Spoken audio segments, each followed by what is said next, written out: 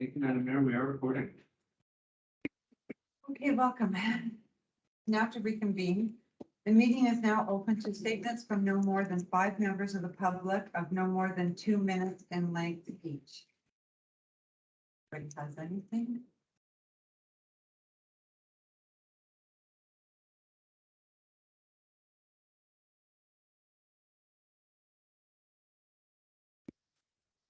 Vivian Birch Jones, the Area B Electoral Area Director with PSLRD, of course, and it's so nice to be participating in this and to say congratulations to all of you.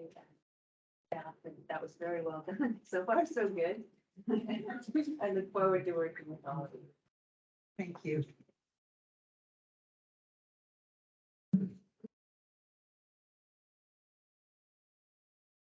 Moving on to the approval of the agenda. Mr. Taylor, are there any additions or amendments to the agenda? There are none, Madam Mayor. Then I ask that the November 7th, 2022 inaugural meeting minutes agenda be adopted as amended. Moved by Councillor Reed, seconded by Councillor DeBruin. All in favor? Opposed?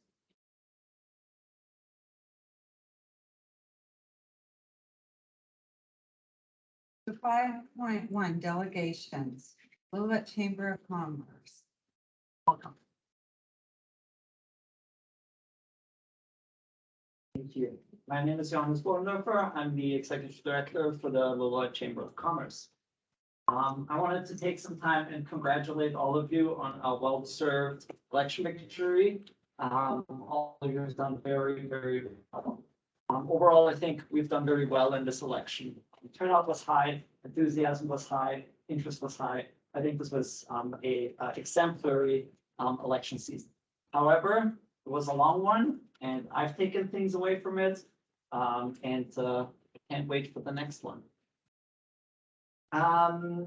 Just wanting to let you know that the Lillooet Chamber is in action in the community. We've been doing a number of projects this year. We're looking forward to working with all of you. We're trying to do some good in the community and really try to develop the business community here. We've tried to host events, trying to develop tourism. We're trying to build connect our businesses and build a bit of a community. And I know all of you have the same goal. So there are many areas that we can work together, from bylaws to helping businesses, tourism projects, and so on. And I look forward to working with each and every one of you. For my board and myself, I want to congratulate all of you, and I look forward to the next 4 years. Before I forget, we have some upcoming events. On November 25th, the Chamber is partnering with the Love Lillooet campaign and the Farmers Market to host a winter market. It's going to be an all-day fun event, family-friendly music. I hear there will be a choir. It will be a lot of fun. I'm working with the district on a December event right now. More details on that to come. And then in the spring, we will host our Business Excellence Awards, which we'll hear more details on as well very soon. But that's everything for me, and congratulations. Thank you. Thank you.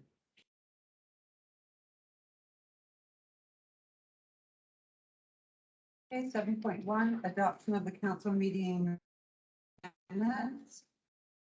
Can I have a motion that the October 4th regular council meeting minutes be adopted as presented? Thank you, Councillor Reeves, seconder. Thank you, Councillor Plan. Favor? Okay, business rising from the minutes and Verizon report. I'm going to ask that Mr. Taylor give us an overview of these 2 items. Thank you, Madam Mayor. So these items, you probably won't see too much on them, at least at the beginning. Business arising from the minutes is going to be anything that was generally deferred previous council meeting. It needs to be brought back. Something that was referred back to staff that they just weren't quite ready to make a decision on yet. We'll hear in that section. Rise and report is any recommendations that come out of the committee of the whole. They will appear there for council consideration. You will often see them blank, but they will appear on most of your agendas. Thank you, Madam. Thank you. number 10.1. Move to fall 2022 Lillooet Community Fund Committee recommendations. So if you could just elaborate on this one. Thanks. Thank you, Madam Mayor. The Lillooet Community Fund was established in 2007 as an endowment fund to improve the social, cultural, artistic, educational, and recreational well-being of the residents of Lillooet. They meet twice a year in the spring and fall. Consider applications for applicants may submit for up to $1,000. That represents a maximum of 50% of the cost of the program. Funds are administered by the BC Interior Community Fund Foundation and are held by the District of Lillooet for disbursement by the committee. These monies do not come from taxation or from the District of Lillooet budget.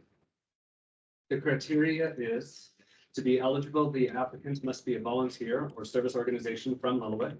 Projects must focus on social, cultural, artistic, educational, and recreational activities. Projects should encourage broad community support and participation. Projects should be self-sustaining and new initiatives. Priority is given to non-annual events. Projects should help create and strengthen community networks between neighbors and organizations, and funding will not be given to ongoing operational expenses of the organization. In the fall intake, 2 applications were made.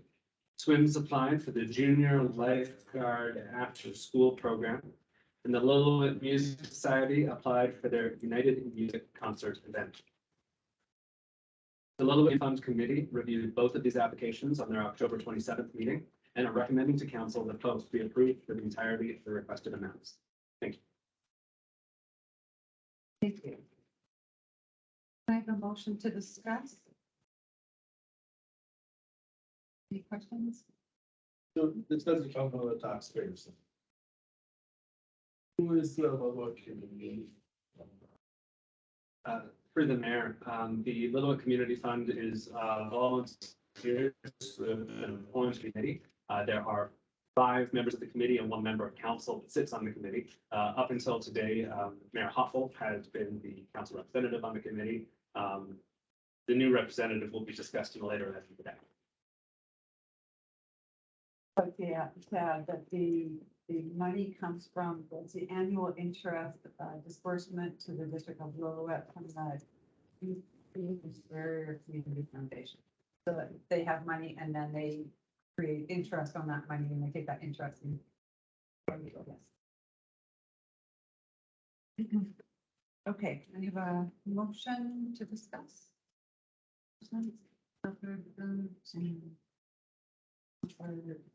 Mary, thank you. Any other discussion? Any other questions? Councilor Drew.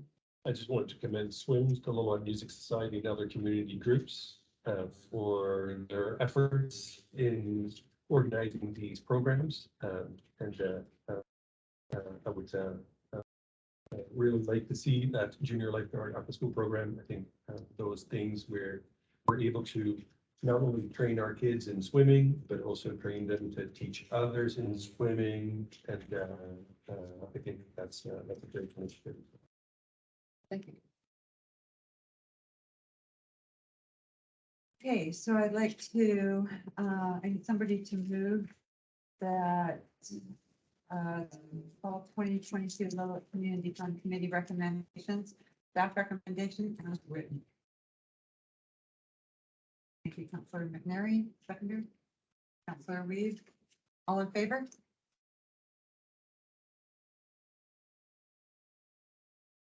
Okay, moving to 11.1, the appointment of district signing authorities. And if I could get staff to speak to this item, please. Try not to pull any cords out. With every new council, we have to update our signing authorities with all of our financial institutions, the bank being the main one, as well as the municipal finance authority. All of our checks have to be co-signed. Best practice is that it's co-signed by a member of council and a member of senior staff, which has been our past practice for as many years as I'm aware of. So this resolution is to change the signing authorities from the previous council to the new council. so that you guys are able to authorize payments on our accounts as necessary. Thank you. Does anybody have any questions for staff? So one has to sign the checks or whatever, one of these. Here. Through the mayor, it's typically the mayor signs and I sign. If I'm away, Jeremy's also able to sign. If the mayor is away, then one of council would sign.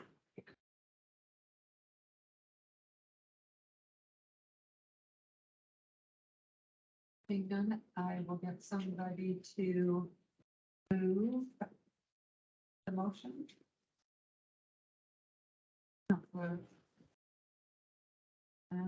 Thank you. Counselor Reed, thank you.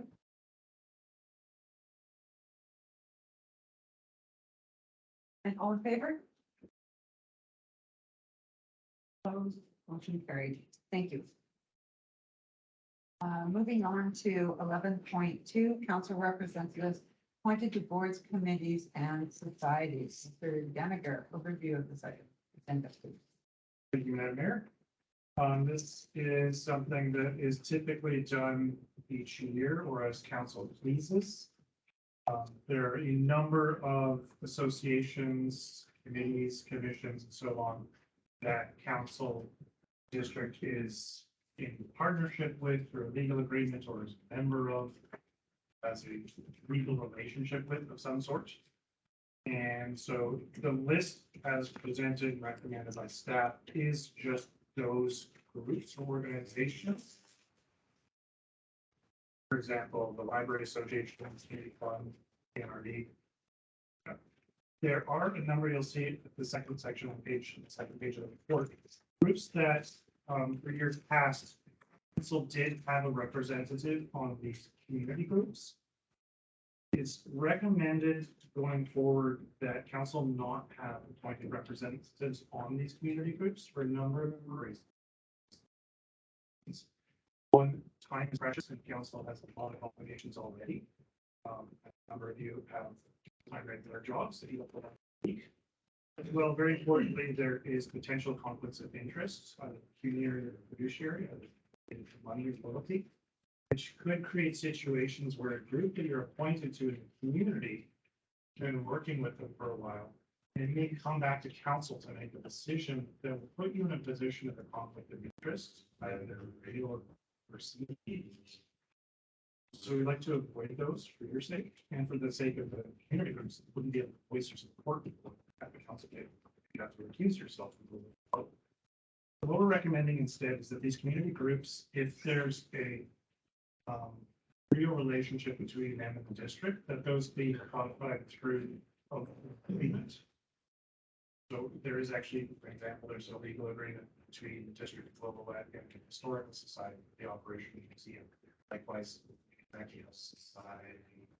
So those legal agreements set out that relationship and expectations of it. So having a council appointed representative in the group is almost necessary, basically necessary, and problematic perhaps. Other groups with a looser relationship to the district, groups as well, we simply suggest that they communicate with staff on an operational level, and staff will bring something to council if necessary. As well, they're welcome, just as the Chamber of Commerce did today, to come and actually speak as a delegation to council and provide an update from their perspective, rather than going through a council representative. Some of that message may be lost, simply lost in the councilor's report, they're also reporting. So the recommendation from staff is to appoint as the report. It is up to council itself to determine who is appointed to the group. Now back to the mayor.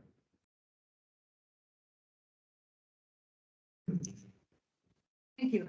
So after chatting with each of you, councilors, about your interests, I would like to the following appointments for us to discuss. I'm just going to read them all out first, and then we'll make a motion to talk about them.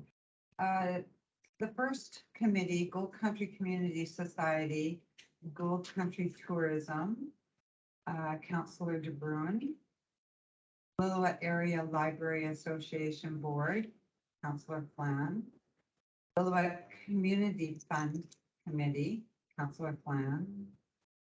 Lillooet Elected Representative Road Committee, Counselor Reed. Lillooet Health Planning Working Group, Counselor McNary. Lillooet Indigenous Court Steering Committee, Counselor Reed, and alternate myself. Municipal Insurance Association of BC, Counselor McNary, alternate Counselor Reed, second alternate Counselor DeBrun. They clearly want to make sure somebody is at that table for this one meeting. It's 2 hours at UBCM. Northern Development Initiative Trust, Caribou Chilcotin, Lillooet Regional Advisory Committee, Counselor Reed. Squamish Lillooet Regional District Board, myself, alternate Counselor Plan. SLRD Northern Economic Development Initiatives Committee, myself. Thompson Nicola Regional District Hospital for McNary, myself as alternate. So, would somebody like to make a motion so that we can put this on the table to discuss? You can discuss this without. Oh, okay. Excellent. So, any discussion? Counselor Week. I actually wanted to ask a question of staff about things that we aren't having a representative on. Can you still be, I know you don't want to be a board member of any of those committees, but you can still be a member of the committees, can you not? Like if I wanted to be a member of SWIMS, or I wanted to be a member of my Zachary House or whatever, I can still pay my dues and be a member of those meetings. Through the mayor, yes.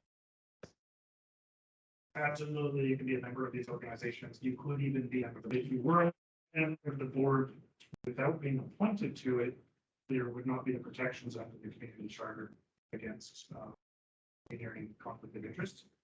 So it would be recommended that in such situations, if you're a board member of a group and council, that you recuse yourself, you excuse yourself from the meeting for votes directly related issue and with that organization.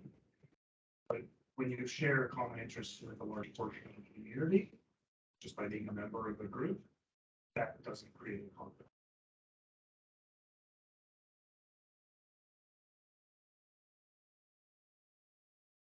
Questions, concerns?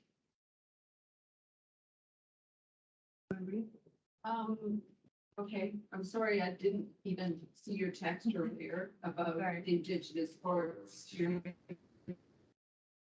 Committee. I don't know, being on that committee.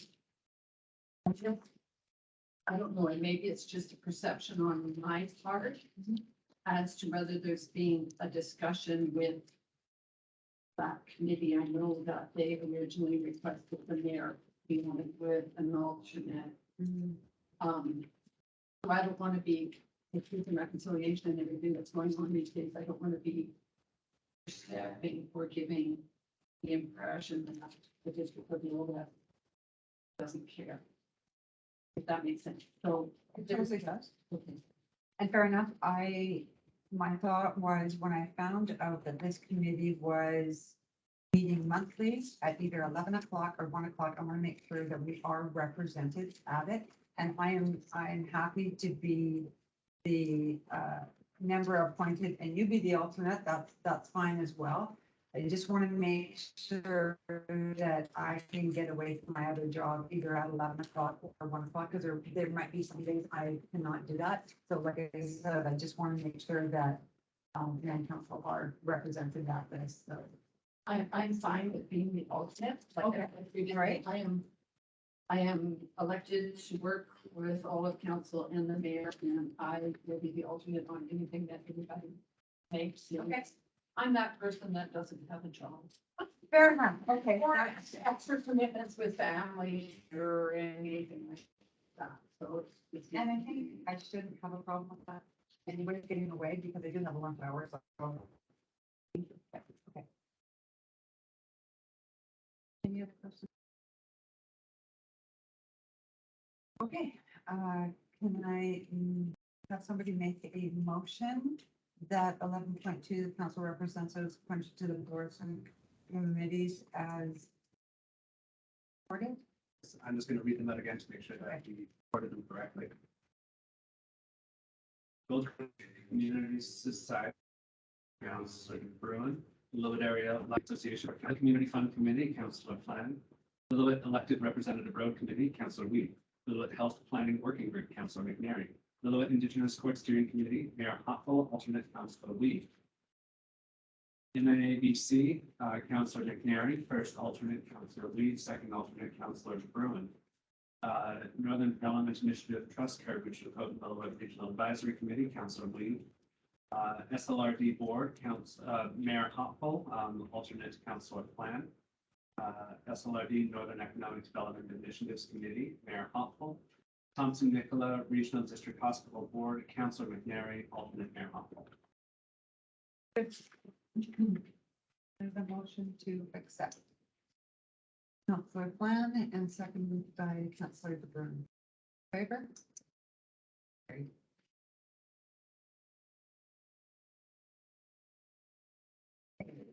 Moving on to 11.3, 2022 general local election results. Thank you, Madam Mayor. The Local Government Act requires that the Chief Election Officer report to the governing body on the process and results of the general and local election. I am happy to report that the election was conducted efficiently and accurately in accordance with the Local Government Act. In summary, the voter turnout was similar to the 2018 this year with 885 ballots cast out of an estimated 1,967 eligible voters. We have to estimate our electors as the District of Lillooet does not keep a voters list, which is not unusual for a town this size, given the administrative requirements and additional protection of privacy concerns associated with keeping such a record. In Lillooet, we use same-day registration as provided under the Act. There were 4 voting opportunities in 2022. Mail ballot voting, which was open to anyone this year, not just residents who would be away or unable to attend a voting place. Mail ballot voting had 34 ballots cast, with 1 set of ballots not returned. A special voting day on October 12th for staff and residents at the hospital, Sunak Suites, Red Rock Manor, and McLean Manor. 33 votes were counted between these locations. Advance voting on October 5th, as required under the Act, took place. We got 112 votes from that day in gymnasium, and we recorded 694 votes. The district does not use electronic methods of voting. We ordered color-coded ballots, 1 for councillors and 1 for mayor. In other years, there may have been a 3rd ballot for school board trustee and others for regional district directors. However, all of those contests were by acclamation this year. The closest race in this election was a 10-vote difference between the 4th and 5th place candidates. A judicial recount was not requested. However, upon balancing the ballots, it was determined that the number of rejected ballots or ballots that were marked identifiably other than with an X or a check mark would not have been sufficient to change the outcome. There was an issue where 1 additional mayor ballot was accidentally given to an elector. When the official was removing the ballot from the ballot book, the 2 ballots stuck together. As soon as the error was realized, it was the check. Further, the unofficial results of the mayoral race were also amended. Originally, the vote count for Mayor Hopful was reported at 597 votes. However, upon balancing the ballots, there was a 3 ballot discrepancy, which led to an informal recount by the chief election officer and deputy chief election officer. This found that 3 votes had been overcounted and 1 ballot should have been rejected for being identifiable. Final count for Mayor Hopful was 593 votes. In total, 11 ballots were rejected in the mayoral and 6 ballots were rejected in the councillor contest. The election also came in under budget, with the highest costs, unsurprisingly, being the legislated advertisements, which ran $7,313.69. Staffing costs being $5,820. All of these monies were, however, paid to locals and to the local newspaper. With the exception of some reference materials for the new council, all of the election dollars did stay in the district. Out of the budgeted $20,000, the final election total was $17,307.89. Thank you, Madam Chair. Thank you. Have any questions? No? I may ask for someone to make a motion to receive. Councillor DeBruin, seconded by Councillor. Thank you. And all in favor? Carried.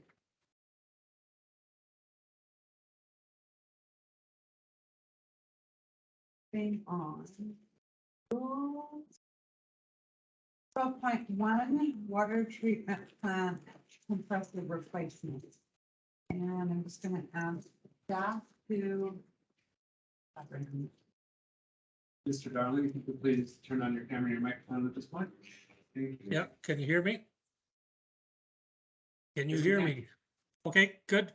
Madam Mayor, Yes. councillors, congratulations. And I just want to say that I'm having problems with my computer. Things are cutting off and coming back on. So if you missed something, let me know and I'll just go over it again.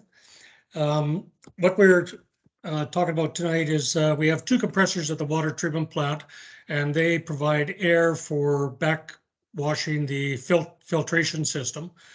The problem with the filtration system is there's a very fine silt that is coming in from the river, and we're trying to find a way to address that, but haven't been able to yet. But one of the compressors has failed. The motor is burnt out and it has to be rebuilt or replaced. And so the other one is working almost full time. I just want to make note that if both did fail, Lillooet would not run out of water. It may result in taking the infiltration wells and using them extensively, or it may require supplemental water from Town Creek or Dickey Creek. And that would result in a water quality advisory or a boil water notice, depending on where the water came from. So this is not a run out of water situation. It's just, how can we deal with it?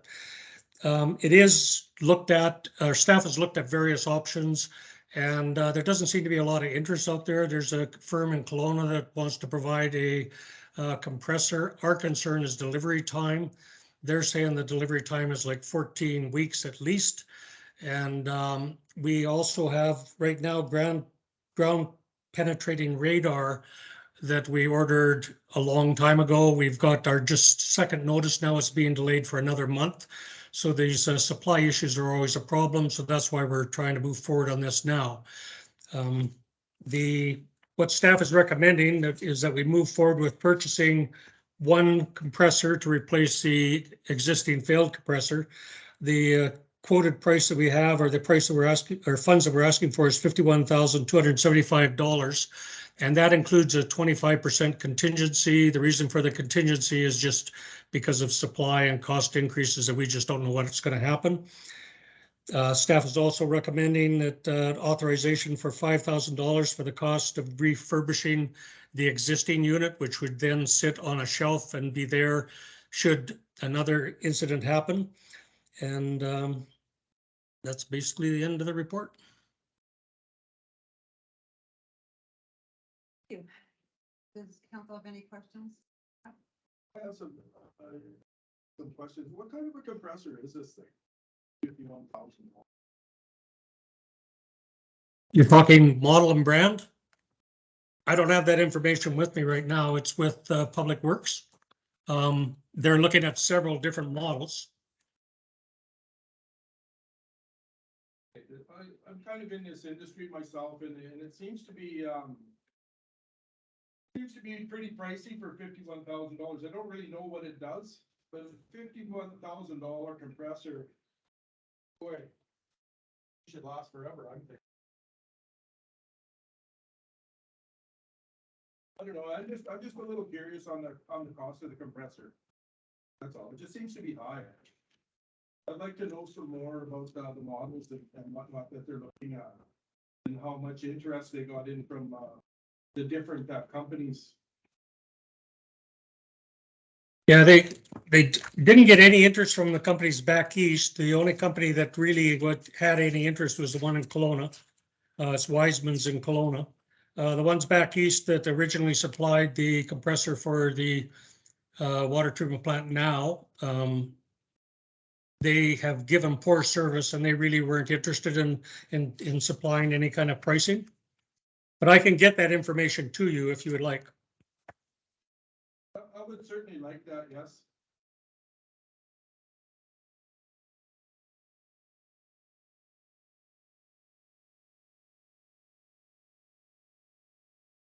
Yeah, I'm just curious if there's a plan, a timeline and a budget to replace the second compressor, which sort of seems, from what I gather, to be in the same state as the first one that just failed. So is there a plan? Like, is that coming up next quarter, or is there a plan? Sorry, I can't hear you that well. Is there a plan with a timeline and a budget to replace the second compressor, which seems to be in the same end of life state as the first compressor? No, not at this time. What we're looking at is replacing the one because it's more of an emergent situation. Normally, we wouldn't ask for the funds to replace the compressor until the budgets actually were taking place.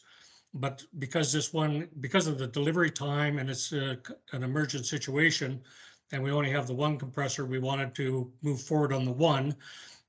We have plans to bring the second compressor forward during budget discussions.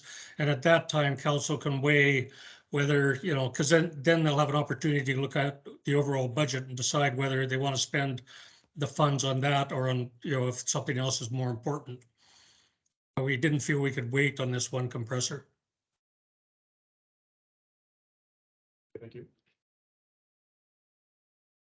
So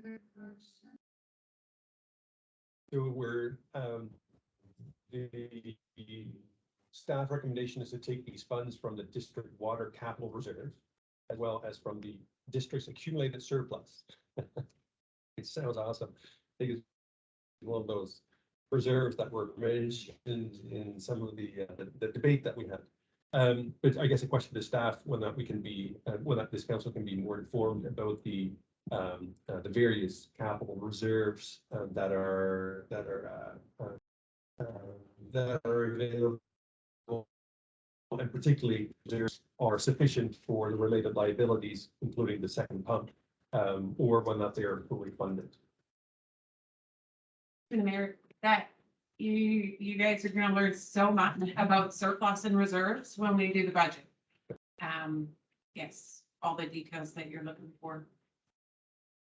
Okay. Asset management will also form quite a large part of that, where you're asking if, we have sufficient reserves to cover all of our replacements. That'll be part of the bigger asset management discussions. And for the first one, Councilor Reid. Yes, through the mayor. Not particularly on this particular expenditure, but I know this is a reoccurring problem depending on the time of year and freshet and what BC Hydro is doing. And is there any plans and pricing on moving that intake, and would that solve some of this problem? It seems like we're constantly looking at repairs down there, and I'm wondering if moving the intake would solve a few of the issues. Madam Mayor, if I may. So we are looking at the intake, and it does not look like there is a inexpensive solution. We're more focused right now on doing the alternate water sources. So we're looking at Town Creek, putting Town Creek online and digging in 2 more infiltration wells down at the plant. What that'll do is it'll reduce demand. And so then the plant won't be bringing in so much water from Seton River. And then we'll have more time to kind of take a look at what actually has to happen. we did look at different options of what could be done there, but this silt is so fine that trying to filter it out and bringing in clear water is going to be a difficult task. And so we think on the short term, there is already a plan, or there's already a desire to have alternate sources of water. That'll reduce the demand, and so then it'll give us time to work on that, on the solution of the water intake.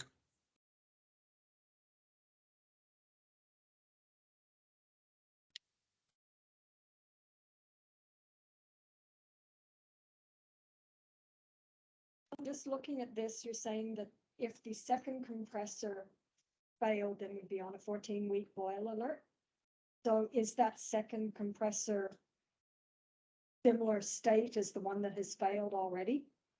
Or is that just in case?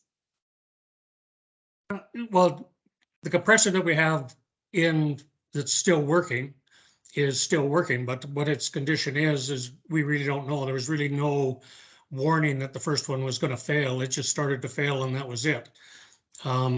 The boil water would be dependent on where the water source comes from. If it came from the infiltration wells, if it happened just right now with the low flows, we could probably draw water from the infiltration wells, and then there wouldn't be any kind of a water advisory or borrow water. But with the long delay, you start moving into the springtime, and as water uses go up, then it depends. If you put Town Creek on, or if you put Dickey Creek on to get the water, then you may have to put in, depending on turbidity levels and such, you may have to put on a water quality advisory or a boil water advisory. The real issue here is the delivery of this compressor. It's, we have no idea if it's actually going to be 14 weeks or 26 weeks. Supply of anything these days is a real problem. So if it did go boil alert, I'm not sure how it all works, but I know in the past before, so would it be a boil alert for the whole district, or just like strictly the hop farm or VLA or town itself? It would be the whole district, because you'd be using Dickey Creek or Town Creek to supplement the entire town center kind of thing. Okay, thank you.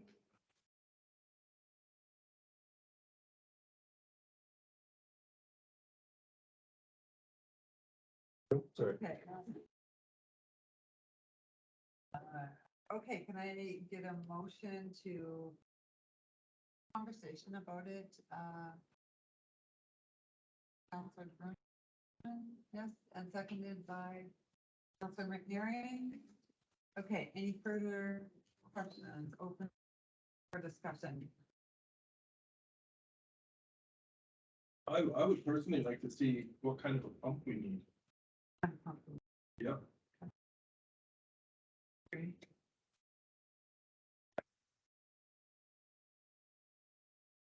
Is there any idea if we how long it would take just to get this one fixed? We haven't looked into that yet. They have to come out and do an assessment to see if it can even be fixed.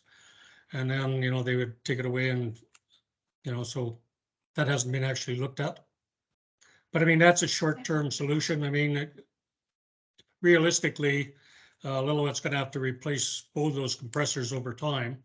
And so like a short-term fix is really not going to help with the issues that are at the treatment plant now.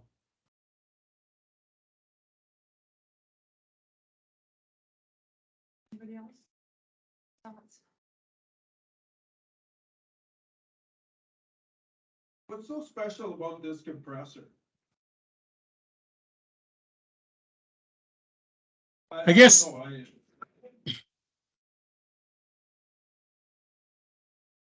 It's just like, it's not just an average compressor. I mean, it's a very large compressor. I don't have the specs with me right now. Normally, we don't, it's usually like a staff decision on, once the money's there, it's a staff decision on what the compressor is going to be and which one they're going to buy. It's not usually something that we supply council with, the details and getting into whether they want one compressor or another compressor. So, I mean, if that's something you want in the future, we can supply that. But it's usually not the case that, um, staff have the expertise on deciding what the compressor is. They know how the water treatment plant runs. I don't know what your background is, but it may or may not be underwater treatment and the kind of compressors that they need. And, so normally we don't supply that kind of detailed information. We just supply the pricing, the funding we need, and ask for approvals. But if you want that in the future, we can do that. I would, myself personally, I'd like to see the stats on the compressor that we need. I mean, I can go down there and have a look myself. And have a look at it, but, I understand what you're saying. And I'm new to this game, but it just seems like it's fairly expensive to me. So this is what we call getting into the weeds. Your staff person is me. We're asking you to council to consider providing funding necessary for the experts at the corporation to address pressing need. We could certainly provide further information, but this level of detail is not at all to bring to council. The details could actually change after the fact, and that we are looking first to find preliminary pricing options are to bring you a budget that's a magnitude of scale budget. And as Mr. Darling's mentioned, there is as well 25% contingency on the actual price. So what we preliminarily were able to find out. If we get the approval, then we will expend further staff time in actually refining exactly what's needed, who all the suppliers are, that we can perhaps get to give us proper quotes. And we will always aim to get the best price we can, because we have very limited budget and resources. Okay.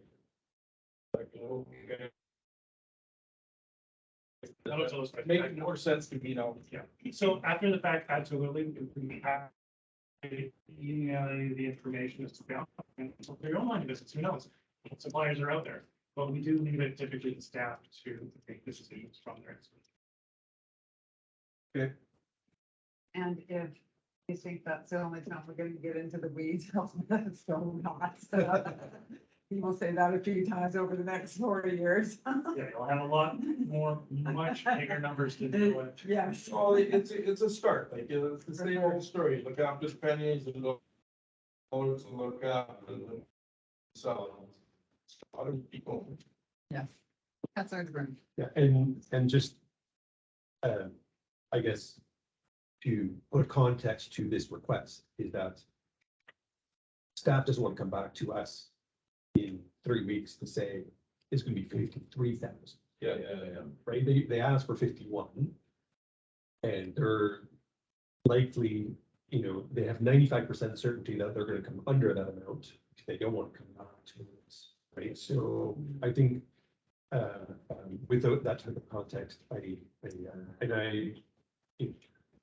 would have been great to have a tour of the water treatment plant before we have our first decision on the water treatment plant.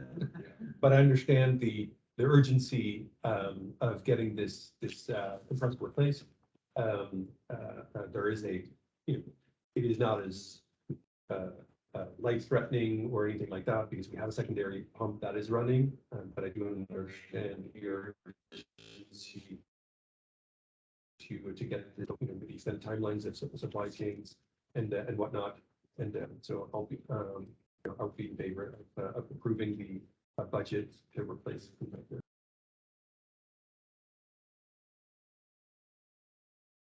Any further questions? Seeing none, I would like somebody to make a motion that staff be authorized to purchase a new compressor for the water treatment plant in the amount of $51,970. Cost of this purchase be paid for out of the district's water capital reserve, and that staff be authorized to arrange for the refurbishing of the existing failed compressor in the amount of $5,000, and the cost of the refurbishing be paid out of the district's accumulated surplus for the water operating fund, and further, these expenditures be incorporated into the district's financial plan. Motion, thank you, Councillor Weeb, seconder, Councillor DeBruin, all in favor? Opposed?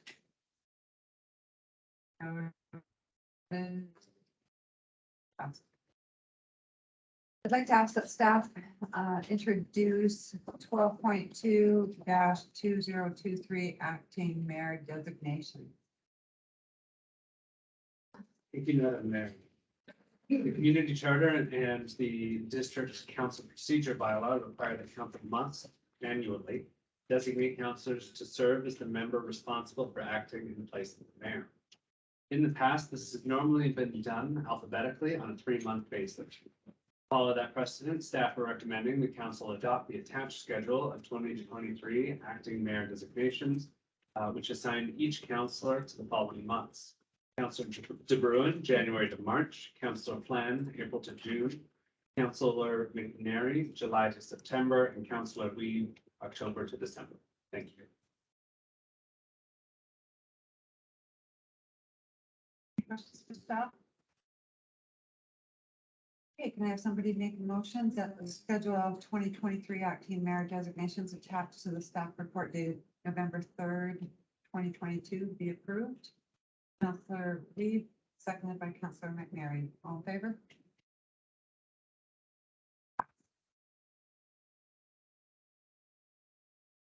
Uh, 12.3, 2023 schedule of council meetings. So, Thank you, Madam Mayor.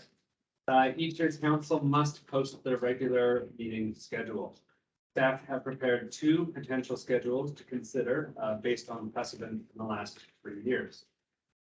One has 1 scheduled council meeting a month, with any additional required being called as a special meeting on an as-needed basis. The other has an additional 6 meetings, with 2 meetings in March, April, May, June, October, and November. The requirements for calling special meetings are outlined in the council procedure bylaw and community charter. However, the basics of it is that council must give 24 hours notice that a special meeting is being called. In emergencies, that can be waived, but only if the meeting starts with a unanimous vote of council with the notification requirements. Thank you. anybody have any questions for Mr. Taylor? Councillor Reed. Mayor, I'm just curious on how we pick which ones we're having 2 in. Are they busier in the district, or we just want to get the other more on these days? Through the mayor. This was just taken from the way that it had been done in the past. The old council procedure bylaw, before it was amended, did require that certain months have 2 meetings in them, with the exception of July, August, and September. Council prefers to have 1 meeting on those months, and that was codified in the council procedure bylaw. Last year, council amended the council procedure bylaw to remove the strict requirements for what dates it had to be on. So in doing this one, staff attempted to get away from any statutory holiday weekends and other council requirements, which is why we're not proposing 2 in February in either of the session, because there's the LGLA symposium on that February week, and having it a week later would have butted it up too close to the March meeting. Councillor Reed. Mayor. I'm not trying to be difficult, I'm really not, I'm just, do we have any statistics on permits or anything that, or the number of permits or things moving forward in the planning department, other departments that got held up for a longer period of time when council went to 1 meeting a month? There was always a perception of that for certain. As part of our process for processing applications, we do have a required SUI internal referral process to make sure that all internal staff have had a chance to comment on it. Generally, that would add about a month to it if we got it in on the wrong schedule. So for some things like form of character development permits or development variance permits, there was a bit of an extended period of time for a few applications. I don't have any numbers on exactly how many, but I do know that we missed that cutoff point for a few of them, and some people had to wait a whole month before they can get another one. In terms of zoning applications, we generally have a lot of back and forth with staff and the applicant before it gets to council anyways. So we've got a fairly good idea of when it's going to get to first reading. And because zoning applications are required, which has statutory notification requirements to them, it is not possible to get them done in the 2-week period of having those meetings right next to each other anyways. So regardless, it would take a month. Council has also adopted the delegation of authority bylaw just early last year, which delegated a number of permits to staff to be able to issue without having to come to council. That includes minor downtown form character development permits, so painting a building as long as it's within the guidelines set out in the official community plan, and any of the technical development permits that council really doesn't have any discretion on anyways. If they meet the requirements, they have to issue the permit. So council delegated that to staff. After this council's had a chance to look at a few DVPs, they're getting a little off topic here, but I'm just prepping you for something else later. Once council's had a chance to look at a few DVPs, the province just last year also gave you the ability to delegate minor development variance permits to staff as well. So we'll be looking at some of those efficiencies that we can create to stop application reliance on council meetings. Sorry, through the mayor, Brian, more question. I promise this will be the final one. I know quite a bit of work goes into preparing agendas and getting ready for the meetings, et cetera, et cetera, et cetera. 193 pages is kind of small for me, but anyway, you'll find that out at the SLRD. But anyway, does it work better for staff doing one meeting per month as far as allotting staff time to work on other things? Not to say that the council meetings aren't important, because I don't want to give that perception at all. I just don't want to vote on having 2 meetings a month if it takes away from other. So I'm going to give my perspective on this, and then I see a hand over here, so I'm going to throw it over to Joni after that, with your permission. It's contextual, honestly.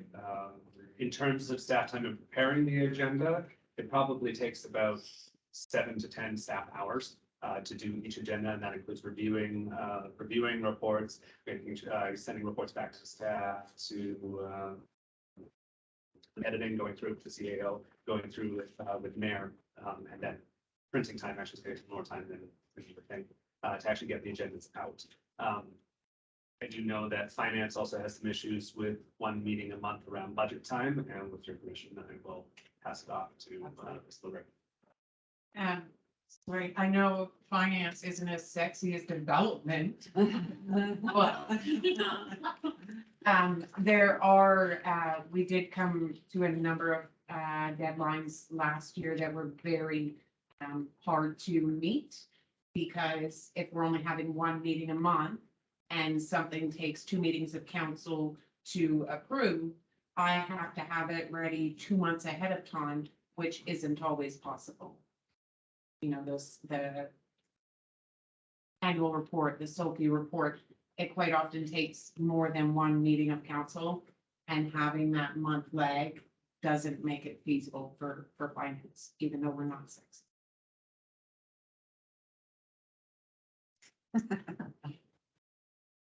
I have a question. How many of these meetings are we allowed to miss? I like you. Madam Mayor, generally, the rule is 3 meetings. That's not an automatic dismissal or censure from council at that point. That's when the mayor can put it on the agenda to discuss. Also, a member of the council can miss meetings with the notification to information of the mayor. We have also found ourselves in a position recently of having the ability to come in virtually to meetings. So that opens up some opportunities for when councilors are away or out of town or otherwise not able to make it to the building. Is that per year or in succession? It's generally about 3 in a row. Yeah. But that is up to each mayor and council to release themselves at that time.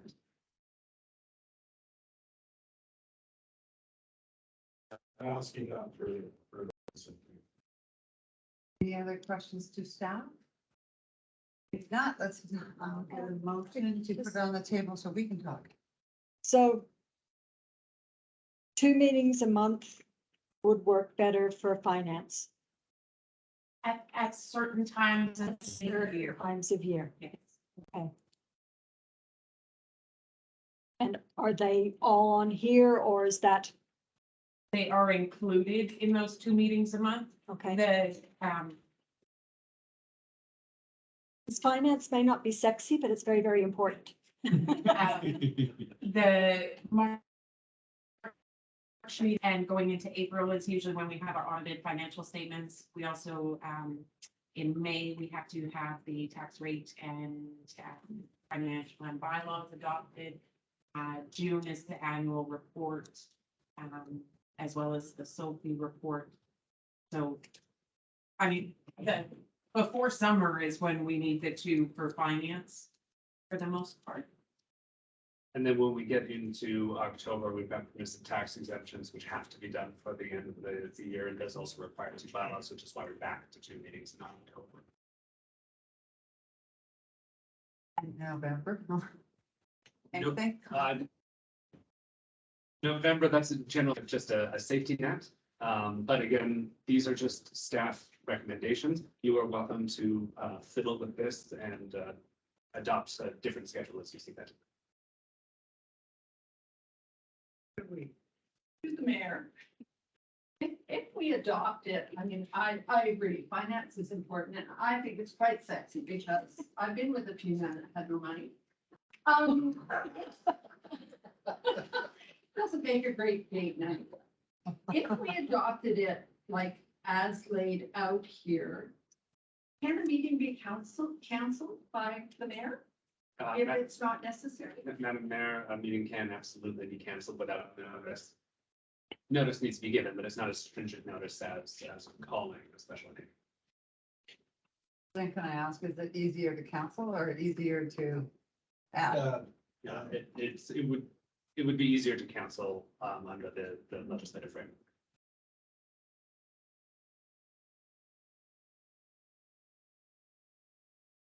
Have a motion to discuss? Councilor Devon? Madam Mayor, sorry, motion isn't actually needed to discuss the item. Okay, What would happen is, sorry, we're all still learning Robert's rules here, so I'm just going to interject myself. Sure. So the process is to ask the questions of staff. okay, And then when the questions have sort of elapsed, you can then discuss the item so that you can hammer out what you want. Then you make the actual motion that you're wanting to pass. Okay. And then you discuss the motion exclusively. okay, fair enough. Councilor McNary. Mayor, on that's a October thing here. You got two, the 3rd and the 17th. What did you say that was for? Madam Mayor, through you, that is for the permissive tax exemption bylaw. We are required every year to advertise for permissive tax exemptions. And we receive the application for those. And they must be adopted by bylaw and to BC assessment by October 31st of each year. The question is, do we need 2 meetings for that? Madam Mayor, you do because it requires 2 meetings to adopt a bylaw. Is definitely up for grabs, so. Can I ask a question? Ms. LaRue, June. Why is June? I know it's a SOFI report. You need 2 meetings for June? Through the mayor, the main thing in June, there is the Sophie report, of course, but the annual municipal report, which you have to advertise for a long period of time before you can present to council. And last year I had to have the report ready a month before because of council meeting, and it gets very tight timelines. Yes. Guess we're spending February 14th either way together. Yell about the love. But we'll have the finance. So I'd like to remind everybody that February 8th, 9th, and 10th will be LGLA, and that's highly recommended. Councillor Weave and I, we really learned a lot about being counselors. Weave, it is in Kentucky. Vernon this year. So again, that's February 8th, 9th, and 10th. And April 25th to 28th is Silga. I only went to that once. That was this past one. It was a lot of fun, really enjoyed it. And I believe Councillor Weave is a director on Silga. And it's called SOGA. It's a Southern Interior Local Government Association. It's April 25th to 28th. And off the top of my head, I can't remember where it is. And September 18th to the 22nd is UBCM held in Vancouver. And so we would have the September 12th meeting and then September 18th to 22nd. Yes, UBCM. Lots to learn. First couple of years are the hardest for sure. So any other questions, Councillor Weave? To the mayor, I would like to say that I have been appointed to the board of SOGA, seeing as Councillor Weave was actually the elected on that board. So come April, if they elect their board, so if anybody else wants it, throw your name in the ring and your other. Do we need to make, I'm just kind of, I don't know where everybody else is leaning. I'm kind of leaning to the one with the two meetings and then the American Council, and we'll be like, oh boy, we have a holiday. I agree. It sounds like it would be easier to cancel a meeting if need than to advertise and get up a special meeting. And I know. the newspaper will get more money according to, for advertising, but that's keeping it local. I think, Just was trying to get. Sorry, what's good, again, interjecting myself on rules of. The mayor's getting out right now is, the mayor is the only one who can give the floor to anyone to speak. So you do have to, ask a question or speak from the mayor. Thank you. Councillor McNary. The way it's looking here, I was myself personally, I was gonna go for the one meeting a month. But the way it's looking at, it's easier to cancel than add.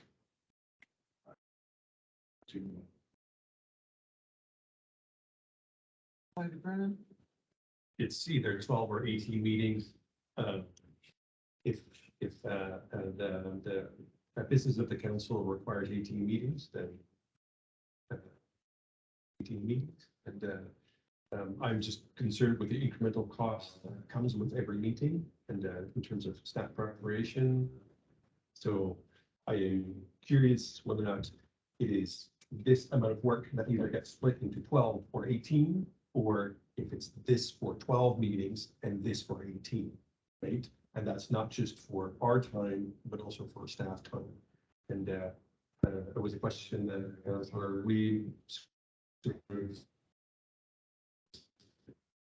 didn't get a really straight response on that. Madam Mayor, that would be, again, hours per agenda, so you would be adding potentially 60 hours per year of one person staff time to that. That is responsibility of part of my position. And luckily now that the Development Services Department is fully staffed up, that half of the work doesn't suffer as much, requiring more staff time for agenda preparation. We look forward to any consolations that you might have. Councilor McNary.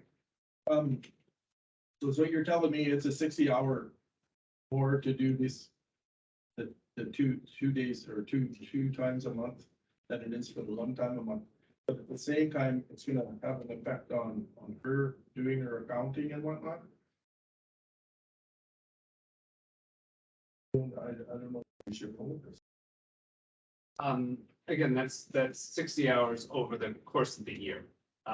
So really it's not as many hours as it sounds when you break that into its 6 individual parts. And that's the most it would be. Some agendas are smaller and they don't take as long. Some agendas are 3 times this size, they deal longer. So you're gonna hear from me a lot that everything's contextual. So I'm gonna stick to the 7 to 10 staff hours per council meeting, but that is an estimate. If I may just remind council as well, that even if you were to go with the 1 meeting a month schedule, it's very likely you end up with 18 or more meetings a year because we need to meet our statutory requirements for financial and other reasons. It just means actually a little bit more time with staff because now we're having to advertise a special meeting on top of the regular schedule, which we've done simply documented schedule. And there will be other meetings as well. There will be special meetings, right? There'll probably be extra meetings, just required statutory requirements and timelines. And there will be likely committees of whole meetings and workshops. So there's more than this, just this. This is simply the base.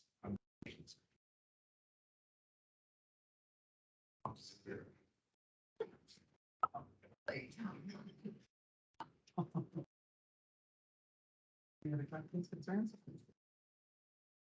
No? Okay. I ask that somebody make a motion for one of these schedules. Councilor Reed. Mayor, I would like to make a motion that we do the 2 meetings per month schedule as outlined by staff. Seconder. Mary. All in favor? Yeah, 2 meetings.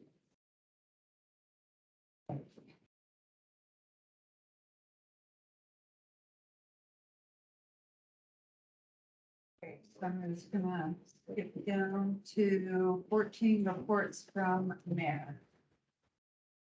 So at every council meeting, we can have a round table and you can say what we've been doing for the last little while.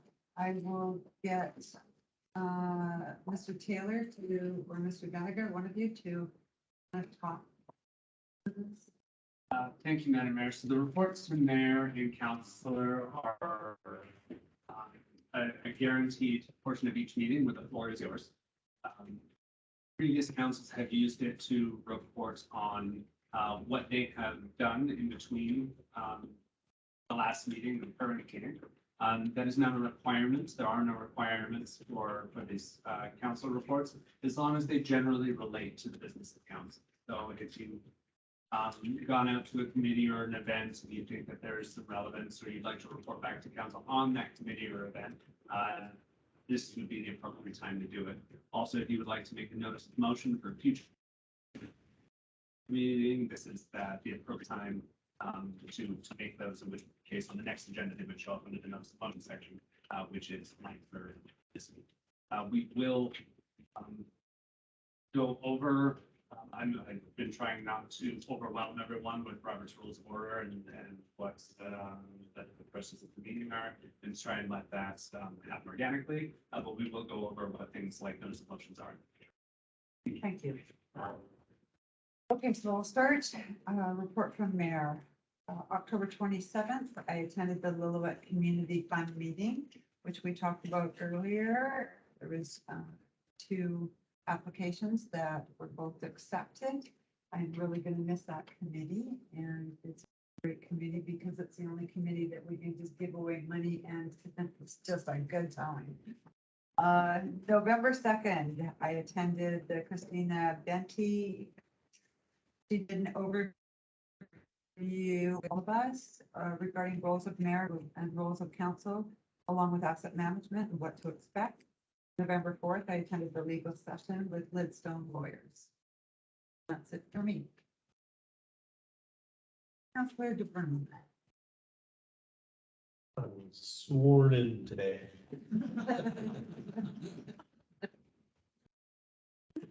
That's all I have to report. Good one. Ditto to both.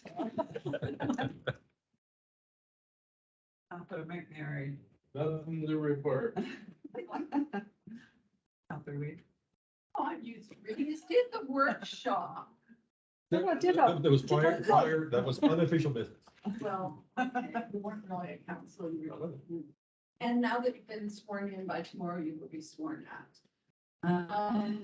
October 26th, I attended my final SLRD meeting, and it was the shortest agenda I have ever seen there. It was like 163 pages. Usually they are thousands or better. And it's just ridiculous. It was a really bittersweet moment because it was the Mayor Squamish actually didn't run this time either, so she was leaving. There was a few of us that aren't going to be at that table anymore, so it was a bittersweet moment, and it was unfortunate. It was only one day. We came home the same day, so we couldn't even all go out for dinner. I also attended the 2 workshops on the 2nd and the 4th. And on November 5th, I attended the SWIMS AGM. That's why I was asking about whether we could go to these things. I was really impressed. They elected their new board. They presented their financials. I think it was the most people they've ever had attend an AGM, which was really quite impressive to me. And for information, our CAO and our aquatic supervisor were there. And I thought, wow, I wonder how many people in the district of Lillooet know that their hours aren't 9 to 5, Monday to Friday. Like it was just, it really struck home with me that all these outside things that our staff take care of and that people don't know. And also there was a mix up. So I was going to make a notice of motion and I didn't want to do it at the inaugural meeting. I thought we were having a meeting next week, that I would do it at that meeting. Now I'm told that we're not having a meeting next week. So I don't know exactly how to do this. I was approached. I just spit it all out there. Okay. I was approached by my mind's gone blank, Jane Christie's daughter, as to whether we could have a discussion on the crosswalk at the IDA and possibly putting a plaque up or whatever and naming it James Lane. She was a paramedic in this community for 35 years, and as soon as she retired, was hit on that crosswalk. And right. And it was just her daughter reaching out to me this day, like, can the district do something? And I'm like, you know what? We have benches, we have plaques, we have all of these things. And I thought it was just a lovely idea. I was going to bring up it next week we were here. I don't know if maybe we can talk about it at the December. If that would be the most appropriate way to do that. Okay, thank you. That's it. That's all I've done. And I got sworn in. Councilor DeBruin. Yeah, I meant my. We can do that. Is there a possibility, yeah, because thank you, Counselor, we were reminding me that I have a notice of motion. That is supposed to go not under notice of motion on the agenda, but under the reports from councilors. So there, learned even more today. Anyway, your worship, I would like to provide notice that I'll be asking to add a motion to the agenda of our next council meeting on December 7th, 2022. The intent of the motion is to address a variety of concerns around building.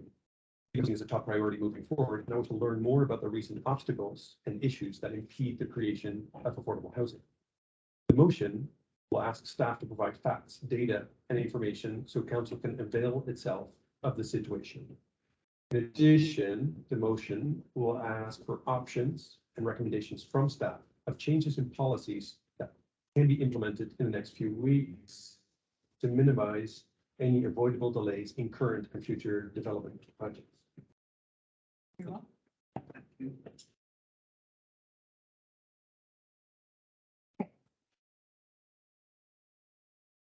16.1 CAO report. Madam Mayor, I did not prepare a general report, so just congratulations on all swearing very well.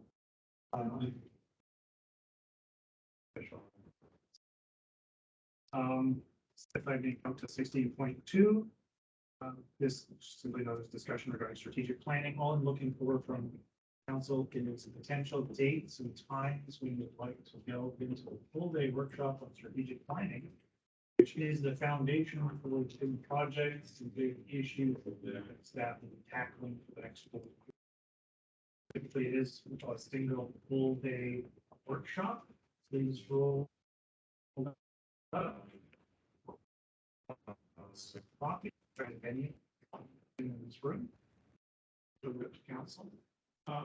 Knowing that you all have schedules that are pretty busy during the weekdays, I'm guessing you probably.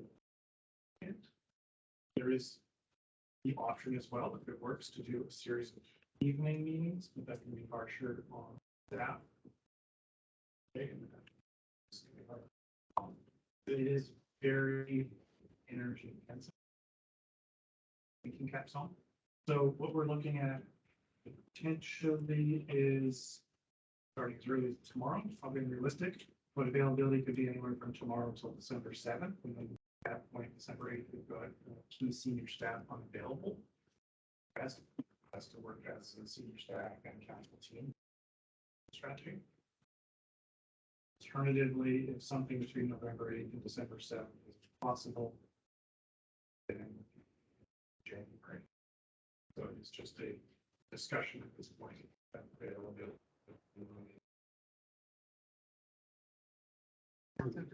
Through the mayor. I understand that this is sort of a session with council and staff. But it impacts a lot more than those present. And I'm curious in terms of process. It's not an OCP where you see public input and such, but I do think that there should be, even because the strategic plan is a 4-year plan. I do feel that there should be a thought given to how we adequately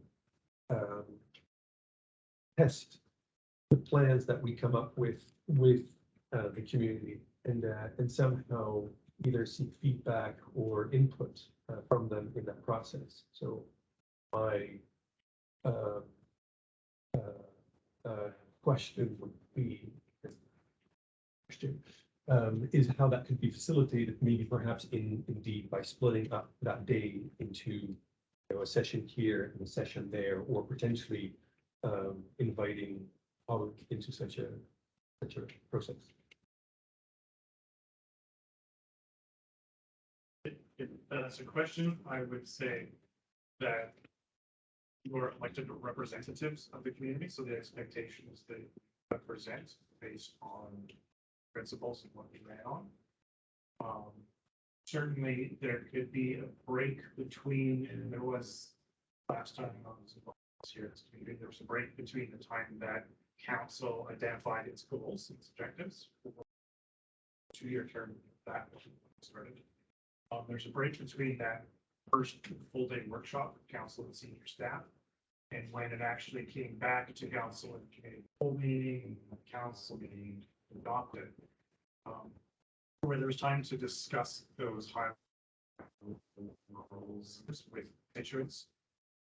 For the community, so to get a sense, and that would help when it comes back to community as a whole, the formalization of that set of priorities of this was likely to happen, and there'll be a laundry list of things that you'll want to tackle.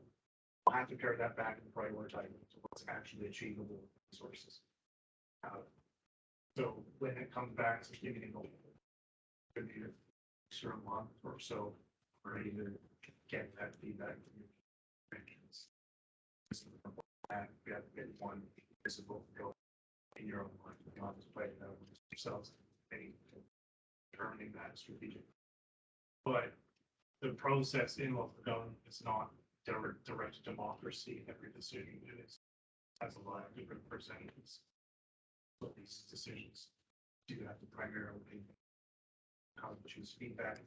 Typically,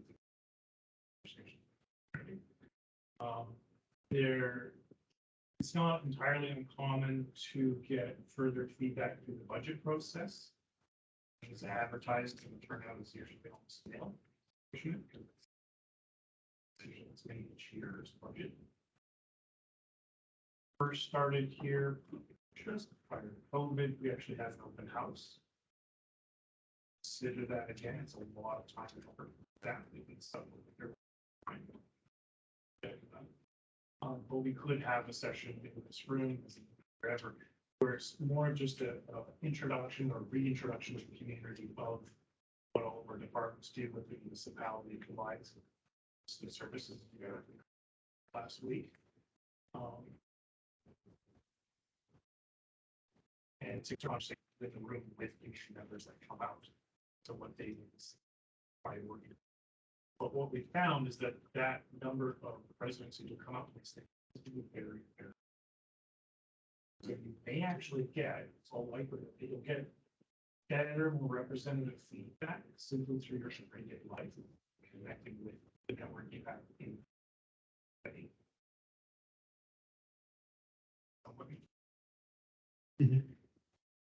And I may say as well, the strategic plan is for 4 years, but much like our 5-year financial plan, we can review it every year. Part of what feeds into the annual. Typically, we follow again how we've done so far in the first year of the 4-year plan. What's changed in the world, funding changes, governments change at higher levels, priorities change. So that plan can certainly be adjusted. Through the mayor, I understand what I don't completely understand, but probably will learn is the strategic plan is not a policy or a bylaw, so it doesn't have the same requirements as an OCP or a zoning bylaw where you have public input and that sort of stuff. But what the strategic plan then is within our context of legal things that we do, I don't know. But I do think it is important to that we as a council communicate about our plans and that we are receptive to the community about their desires and wishes and allow them to have a voice. And so while I appreciate that typically what has been done in the past and that sort of stuff, I've been relying on these 5 people to come together and represent the people. I would like to suggest that we do our strategic plan as suggested, but that we do indeed after we've made our draft and before we finalize it, that we organize a town hall or a other situation where the public has the opportunity to become informed about the plans of the council and that they're able to provide input and feedback before we finalize it as such. So with that, I'm happy to pick a date, but I would like to suggest that we do have such an opportunity for the community to hear about our plans and to provide feedback.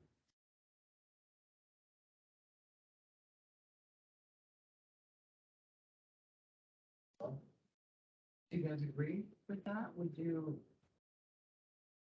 I like what Ralph is saying, yes.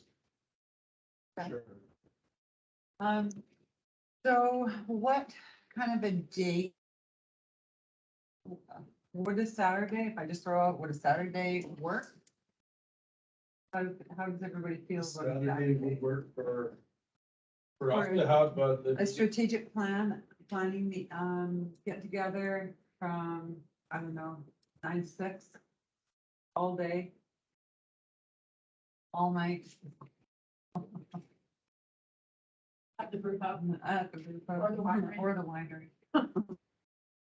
No, could we do it in two half days? or we could do it at 2 nights, or we could do it in 2 half days. But I wanted to say that, Councillor DeBruin actually came up with a good idea too, and that was, well, at that time it was warmer, so you came up with an idea about walking from, Main Street all the way along and just asking questions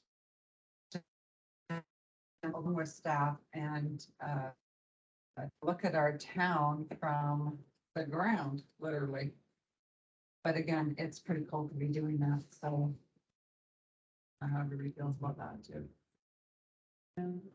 Oh, okay. Sorry. You know, wife and French coming up. yeah. Does this have to be done this winter? Generally does. It's happens in the first month or so.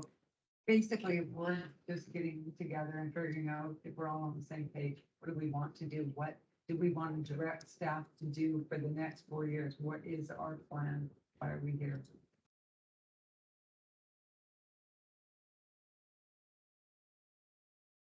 Councilor Weed. I'm okay with Saturdays. It doesn't matter to me one way or the other. One all-day Saturday or 2 half-day Saturdays, whatever works for everyone else. I prefer not to do evenings. Okay. But I would be there if I had to be. Right. But I prefer not to, and I think the walking thing is wonderful, but I would be able to do that. Right. So.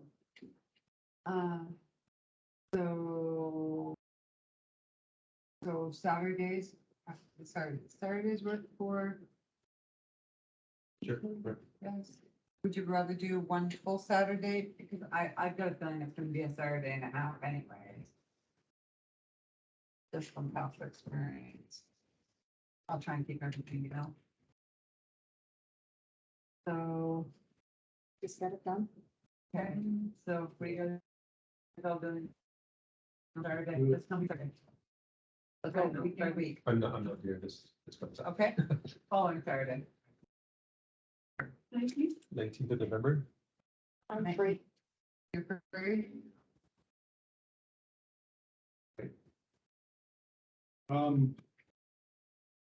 Not a good day. Okay. What's the following, Yeah. Next one's November 26th. November 26th, how does that work? Okay, Yes? do that. Yes. Yep. Councilor Brewer? Councilor Weed? Yes, that's fine. And I'm assuming location and whatever will be determined. To be determined. November 26th. Bring it down. That's good. Okay.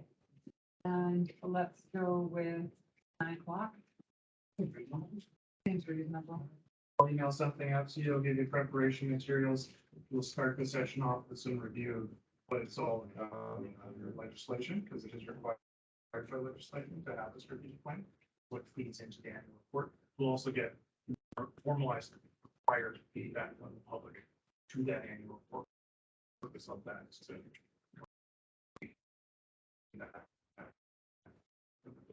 that's needed for renewal of that, but absolutely. The house of some sort, we can discuss that. Okay, may I suggest, because I really did like your idea of the walking thing, if we could have a moment to take a drive and look at different properties and any questions that you might have about town, and maybe email them to Mr. Deniger and prior to that, and then that can come, have those questions answered, and we can go right into the strategic plan, and maybe perhaps have that, the questions written out and your answers before we even get there. That would work. So if we could have them at least, what, 48 hours beforehand?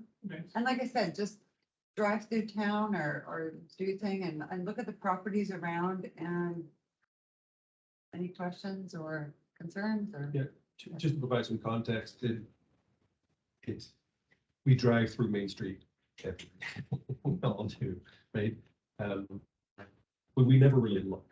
And I thought it was I'm not really sure where it came up, but we had a chamber meeting with, at some point, and we talked about, it's like, well, maybe what we should do is walk from the Reynolds all the way to the through park and basically look at our town, almost as if we're visiting it for the first time. And look at the infrastructure, look at the sidewalks, look at, the plants, the trees, what is there.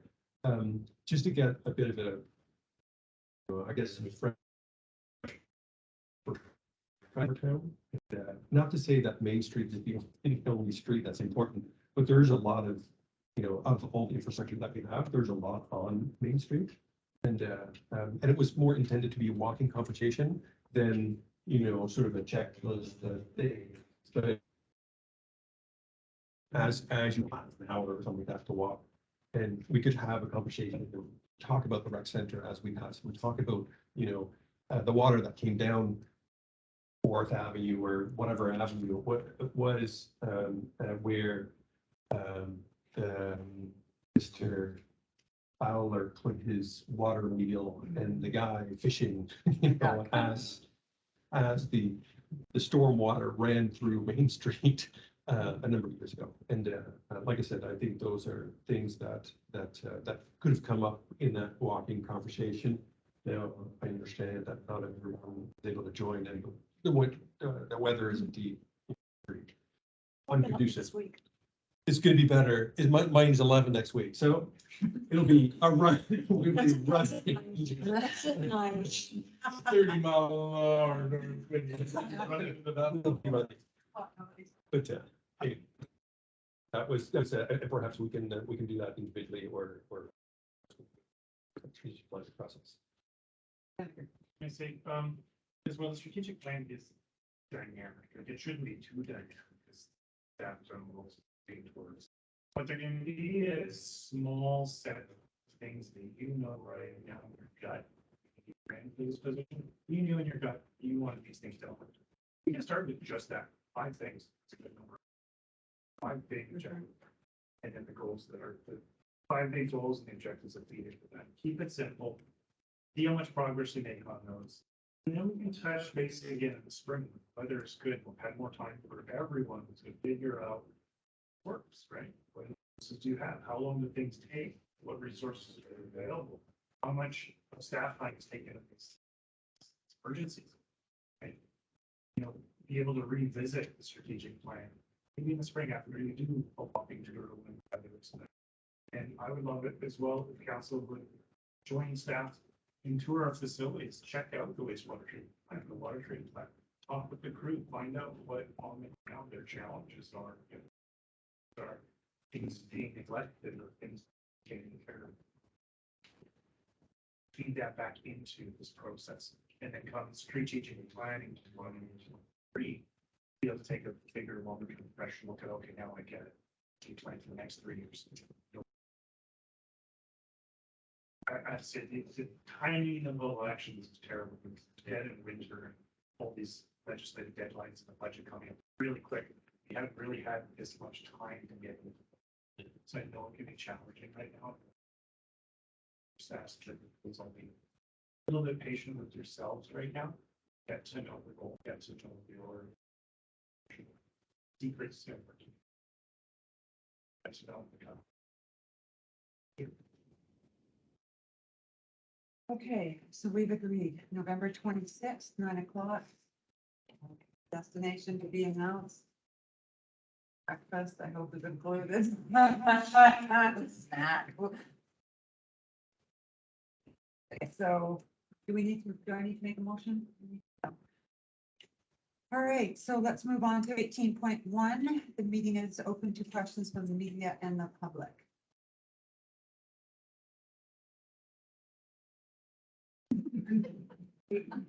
Okay, Brody allowed. Okay, 19.1, let's make a motion that the. Excuse me, can I ask you a question? Oh, absolutely. With the water treatment plant being as ill as it is, and we're encouraging people to come to Lillooet, and now we don't have enough water for our residents, and now we're encouraging people to build more houses here. They have to have water. Our people that are actually here have less water. Myself, I have a small business. I have to soak my client's feet. I'm waiting 5 minutes for a dribble to come out of my tap right now. And now they're talking about putting less water into our system. So how are we going to provide that much more water in our existing and our future people who are going to live here and build here? Thank you. It's a good question. Personally, I think that, are you talking about the initiative of the 50,000? That and the That water treatment part. plant, it works Mhm. part-time, then we put wells, and then we're hoping to get Dickey Creek and Town Creek or any other creek coming down, and how are we gonna cope with that? Well, I definitely think that we need Town Creek to be included in that, just to offset your concerns, because I think your concerns are all of our concerns. And currently, I mean, we do have to get this $50,000 part in order to maintain our infrastructure so that it doesn't break down and we don't have to go on water alerts and not have any water. Further to that, Doug, add anything? John's still here or? No, Dom's not. But you did already touch on that the district is working on the source water strategy, which is looking at alternative water sources. We are also currently working on our asset management. The issue of supply of water isn't always an issue of how much water there is, but how the state of the infrastructure is in delivering that water from point A to point B. So there may be enough water, but if a pipe is too large, there might not be sufficient pressure to actually get it to where it needs to go. So that's part of what the asset management plan that is in its stages, which will be presented to council on its completion, will start to tell us of where we need to make these upgrades in order to provide the services that are expected. I know that doesn't answer your question in total, but we are learning and hopefully we'll have those answers soon. So you think that if you do, in future have more infrastructure, like buildings, that they'll have enough water to service Lillooet? Well, I think that the initial plan for the water treatment was supposed to service 30,000 people. And I think that some of our parts and filtration systems and things that we have now are not, I think that we have smaller parts than what we should have.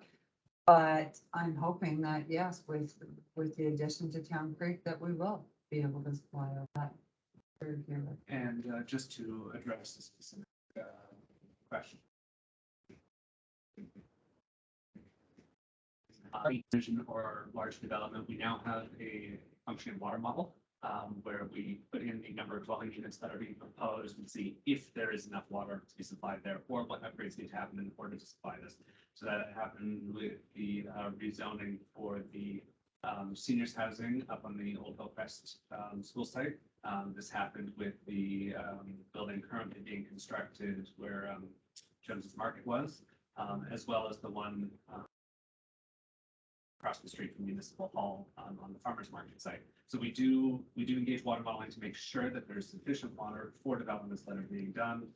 If there's not, then the onus is on the developer and their retained civil engineer to tell us how they're going to provide the requisite to supply the water. So we're not suggesting the council approve developments without already having gone through the steps to make sure that it can be adequately serviced.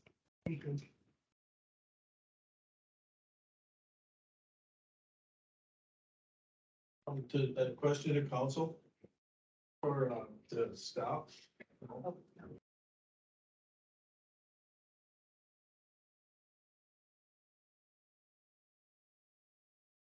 Okay, I'd like to move that the November 7th regular council meeting be adjourned. Anyone? Yeah. Can I have a motion? Councilor Reed, secondly by Councilor Plan.